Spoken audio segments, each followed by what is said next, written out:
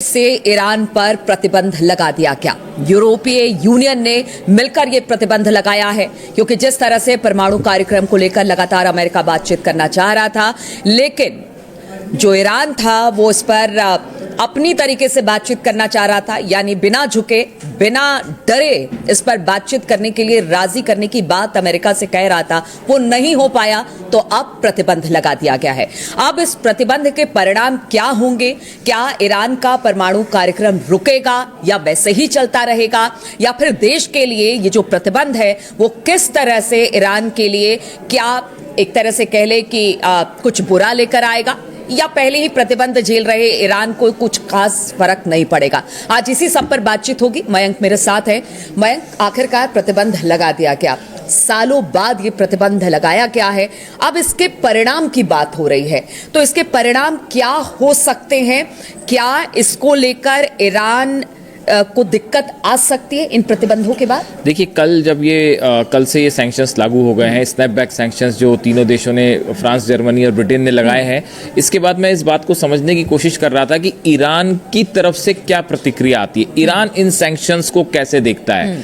जो कुल मिला के सारांश निकल के आया है, समरी निकल के आई है, जो सबसे बड़ी बात है कि अब ईरान एनपीटी से यानी नॉन प्रोलिफरेशन ट्रीटी से, परमाणु अप्रसार संधि से बाहर होने का फैसला कर सकता है। ये एक बहुत बड़ा कदम होगा, जो ये माना जा रहा है कि जिस तरह से सैंक्शंस लगाए गए उसके बाद ईरान ये फैसला कर सकता है, ईरान की संसद ये फैसला कर सकती है कि हम एनपीटी से बाहर होते हैं। अगर आप एनपीटी से ईरान बाहर हो गया, इसका क्या मतलब होगा? इसका मतलब यह होगा कि ईरान को अपने परमाणु कार्यक्रम की कोई जानकारी किसी को नहीं देनी होगी, बात नंबर 1। बात नंबर 2, ईरान फौरन एटम बॉम्ब का परीक्षण भी कर सकता है, ऐसा माना जा रहा है। इस सैंक्शंस का जवाब देने के लिए ईरान न सिर्फ एनपीटी से बाहर हो सकता है बल्कि परमाणु परीक्षण भी कर सकता है। देखिए, आपने पूछा कि इसका क्या परिणाम होगा। जब ये स्नैपबैक सैंक्शंस लगे 2015 में, जो समझौता हुआ था, ये यूरोपीय देशों में अमेरिका भी इसकी पार्टी थी, रशिया चाइना भी पार्टी थी, ईरान के साथ जो समझौता था,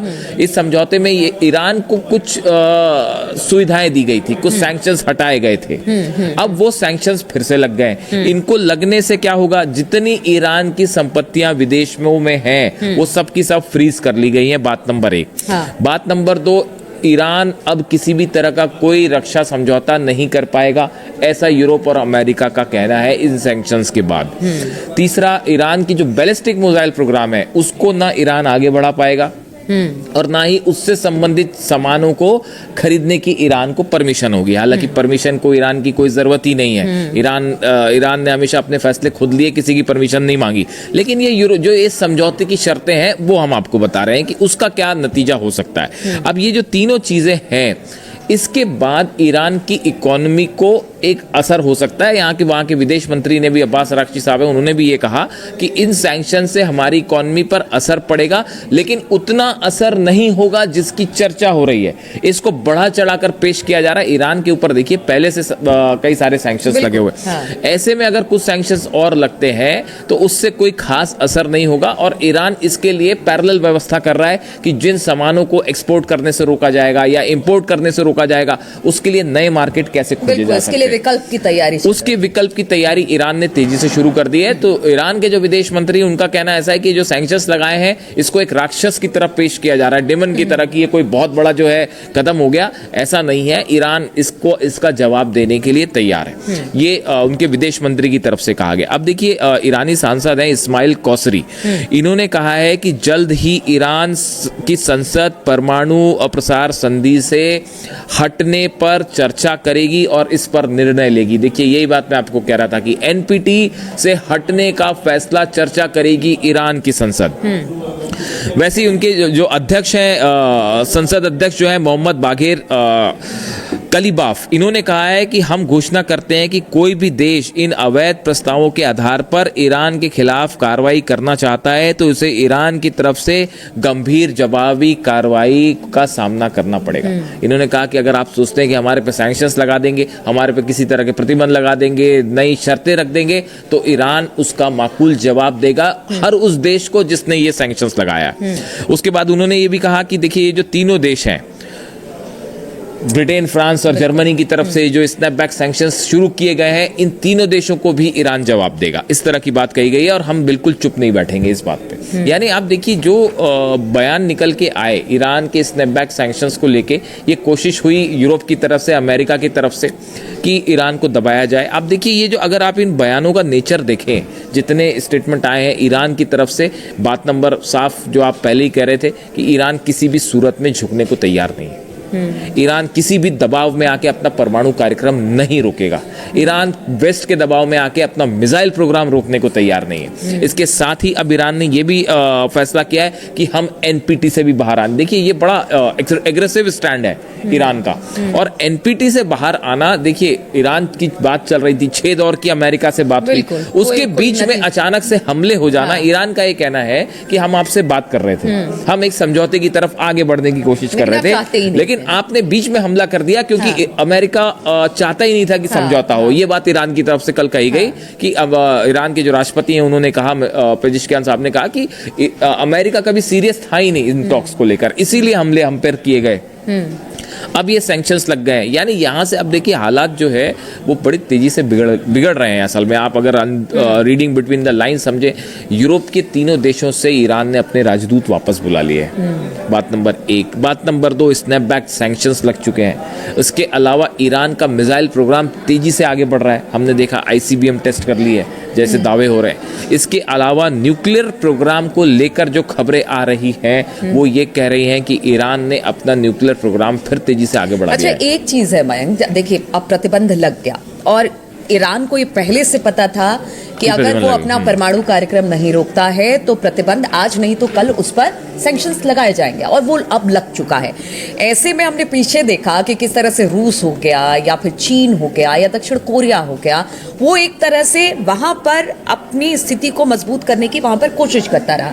यानी उसे पता था कि आगे आने वाले दिनों में ये चुनौती आ सकती है, इसी वजह से ये तमाम देशों के साथ उसके जो संबंध थे वो लगातार प्रगाढ़ होते जा रहे थे। तो ये इन सब चीजों को ध्यान में रखते हुए ईरान पहले से तैयार था एक माइंडसेट के साथ। 6 महीने पहले हमने वीडियो बनाया था, मैंने और दिलू ने आपको ये वीडियो बना के बताया था कि अली खामेनी साहब ने आज से 6 महीने पहले, जब ये टॉक्स अमेरिका से शुरू होने वाली थी, उसके पहले दिन अली खामेनी साहब का स्टेटमेंट आया था कि अमेरिका और पश्चिमी देश जब तक अपनी शर्तों के आधार पर हमसे बात करेंगे उसका कोई नतीजा नहीं निकलेगा। देखिए उनकी कही बात जो है बिल्कुल घूम फिर के हम फिर वहीं आगे खड़े हो गए जहां पे आज से 6 महीने पहले खड़े थे। ये अली खामेनी साहब ने पहले ही कह दिया था कि जो है इस टॉक्स का कोई नतीजा नहीं निकलेगा, हालांकि हम बात करने को तैयार हैं। ये बात उन्होंने शुरू से कह दी थी कि इसका कोई नतीजा नहीं निकलेगा क्योंकि आप हमसे एक सम्मानजनक लेवल पर बात करने को राजी नहीं। आप कब तक दबाएंगे? एक टाइम के बाद दबाते दबाते कहते हैं ना कि आपके सब्र का बांध भी टूट जाता है, कि बस अब नहीं। अब स्थिति वही खड़ी है जो 12 दिन के युद्ध के पहले खड़ी थी। ईरान का न्यूक्लियर प्रोग्राम आगे बढ़ रहा है, ईरान का मिसाइल प्रोग्राम आगे बढ़ रहा है। अब ऐसी सूरत में आपने स्नैपबैक सैंक्शंस लगा दी, उससे क्या होगा? सैंक्शंस लगाने से क्या यूरेनियम एनरिचमेंट रोक देगा ईरान?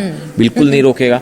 क्या सैंक्शंस लगाने से जो है वो मिसाइल प्रोग्राम रुक जाएगा? बिल्कुल नहीं रुकेगा। नॉर्थ कोरिया तैयार खड़ा है, चाइना तैयार खड़ा है चीजें सप्लाई करने के लिए। बल्कि यही बात जो है हमने पहले भी ये बात कही थी कि आप जब इतना ज्यादा सैंक्शंस लगाएंगे, दबाव लगाएंगे, तो शायद जो चीज स्लो हो सकती थी वो अब और तेजी से होगी, और तेजी से चीजें निकल सकती थी अब और परमाणु धमाके के करीब पहुंच रहा है ईरान। तो कई एक्सपर्ट्स का ये मानना है कि ये सैंक्शंस का नतीजा ये होगा कि आप एक दिन सुबह उठेंगे और आपको पता चलेगा ईरान ने परमाणु परीक्षण कर दिया। हाँ, और देखिए जो पीछे जो हमला हुआ ईरान पर और उसके परमाणु ठिकानों पर, दावे तो बहुत किए गए लेकिन उसका कोई खास असर नहीं हुआ। वो दावे भी एक तरह से अमेरिका के वैसे ही साबित हुए, और अब सैंक्शन को लेकर भी यही बात कहा जा रहा है कि दावे तो बहुत किए जाए कि आर्थिक तौर से टूट जाएगा ईरान, या न्यूक्लियर अपने जो उसके कार्यक्रम है उसमें पीछे चला जाएगा। ले दे के बात वही आ जाती है कि आप भले कुछ कहते रहिए लेकिन ईरान रुकने और थमने वाला नहीं है। देखिए चाइना जो है वो लगातार ईरान का ऑयल खरीद रहा है, लाख कोशिशों के बाद भी चाइना जो है वो ईरान का ऑयल खरीदने को राजी है। अब तो भारत ने भी ये कहा है कि अमेरिका को कहा है कि हम जो है ईरान का तेल खरीदना चाह रहे हैं, अगर आप रूस से तेल बंद करवाते हैं तो ईरान से तो खरीदने दीजिए हमको।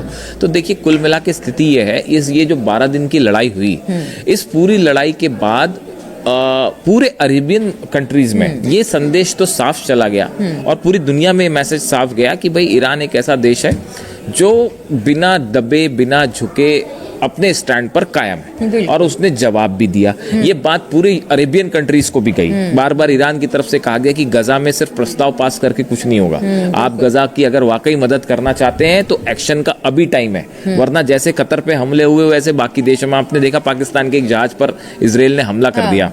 तो वो जो है, मैं देख रहा था कुछ लोगों की तरफ से कहा गया कि ये गलती से या धोखे से हमला हो गया। इजराइल की तरफ से कभी गलती और धोखे से कोई हमला नहीं होता, एक बात तो आप साफ समझिए। हर जहाज के ऊपर एक फ्लैग लगा होता है। जब भी किसी भी इंटरनेशनल वाटर्स में कोई जहाज जब ट्रेवल करता है तो सबसे पहली चीज होती है उसके ऊपर फ्लैग लगाया जाता है कि हमारा इस देश का जहाज है। पूरे यूरोप यूनियन और अमेरिका को भी पता है कि अगर कोई चुनौती दे सकता है अरब देशों में तो वो ईरान ही है। ईरान देगा और यही वजह है कि उसको लगातार दबाने। और अब सवाल ये है जो आपने पूछा शुरू में कि अब इसका नतीजा क्या होगा। इसका नतीजा बिल्कुल साफ है, एक फिर से हम एक जंग की तरफ बढ़ रहे हैं मिडिल ईस्ट में। नहीं, देखिए, अगर आपने सैंक्शंस लगा दिए, सैंक्शंस लगा के क्या न्यूक्लियर प्रोग्राम रुकेगा? नहीं रुकेगा। यानी अमेरिका का पर्पस फेल।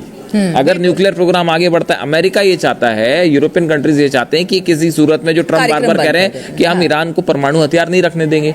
अब ऐसी सूरत में एनपीटी से बाहर आने का मतलब है कि ना आईएईए अंदर है और ना किसी तरह की जानकारी ईरान देगा। तो फिर ये बात कैसे पता चलेगी कि ईरान का परमाणु कार्यक्रम कहां पहुंचा? तो आपके पास कोई ऑप्शन ही नहीं है। फिर आप स्थिति वही 12 दिन की जंग के बाद आके खड़े, और नेतन्याहू तो तैयार बैठे ही हैं कि अमेरिका मौका दे, हम फिर जंग करें। हाँ, एक और जगह हम शुरू हो जाएं।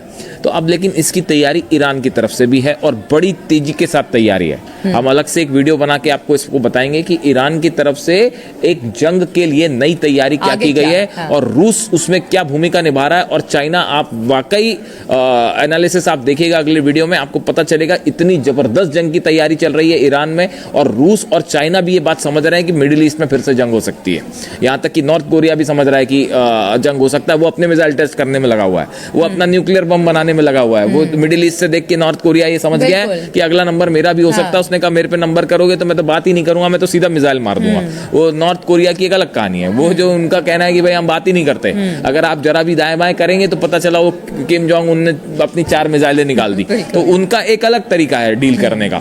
लेकिन मिडिल ईस्ट की जहां तक बात है, ये पूरा मामला एक बार फिर जंग की तरफ बढ़ रहा है। और इस स्नैपबैक सैंक्शंस के बाद एक बार फिर इजराइल और ईरान, अमेरिका वर्सेस ईरान, एक कदम जंग की तरफ आगे बढ़ गए। तो देखिए, सैंक्शंस तो ईरान पर लगा दिए गए हैं, लेकिन उसके कुछ बहुत ज़्यादा दिक्कत अब ईरान को उसे लेकर नहीं है, क्योंकि जिस तरह के बयान आ रहे हैं और जानकार भी बता रहे हैं कि पहले ही सैंक्शंस ईरान झेल चुका है, अब एक और सैंक्शन की तैयारी है। लेकिन इसी बीच परमाणु कार्यक्रम को लेकर जो यूरोपियन यूनियन चाहता था कि परमाणु कार्यक्रम बंद हो, अमेरिका चाहता था, उस पर तो कहा यह जा रहा है कि शायद आगे आने वाले दिनों में ये कार्यक्रम और तेजी के साथ आगे बढ़े। और क्या अब एक बड़े युद्ध की तैयारी ईरान करने जा रहा है? अब देखना होगा आगे हालात इसे लेकर क्या बनते हैं, किस तरह से इस हालात से चाहे यूरोपियन यूनियन हो, अमेरिका हो और ईरान पार पाने की कोशिश करता है। इस पर लगातार हमारी नजर बनी रहेगी। आप बने रहिए हमारे साथ।